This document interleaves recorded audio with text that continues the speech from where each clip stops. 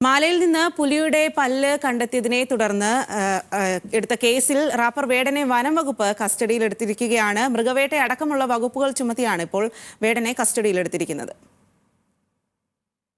ഫ്ളാറ്റിൽ നിന്ന് 6 ഗ്രാം കഞ്ചാവ് പിടിച്ചെടുത്ത കേസിലാണ് റാപ്പർ വേടൻ ഉൾപ്പെടെ 9 പേരെ ഇന്നലെ പോലീസ് അറസ്റ്റ് ചെയ്തത്. കഞ്ചാവിന്റെ അളവ് കുറവായതിനാൽ നടപടികൾ പൂർത്തിയാക്കി 9 പേർക്കും രാത്രിയോടെ സ്റ്റേഷൻ ജാമ്യം നൽകി. കഞ്ചാവ് കേസിൽ തന്നെ ആരും കുടുക്കിയതല്ലെന്നും കേസിൽ ഗൂഢാലോചനയൊന്നുമില്ലെന്നും വേടൻ പ്രതികരിച്ചു.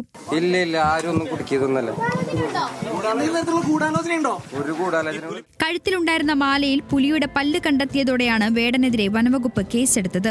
തമിഴ്നാട്ടിലെ ഒരു ആരാധകനാണ് തനിക്ക് പുലിപ്പല്ല് സമ്മാനിച്ചതെന്നാണ് വേടന്റെ മൊഴി.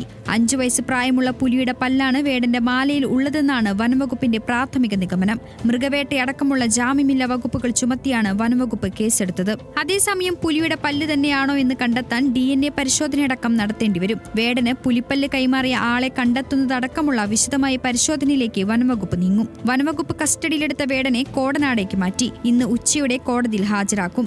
ജാമ്യമില്ലാ വകുപ്പുകൾ ചുമത്തിയതിനാൽ റിമാൻഡ് ചെയ്യാനാണ് സാധ്യത. തനിക്ക് മാധ്യമങ്ങളോട് ഒരുപാട് കാര്യങ്ങൾ പറയാനുണ്ടെന്നും പിന്നീട് വിശദമായി പ്രതികരിക്കാമെന്നും വേടൻ പറഞ്ഞു.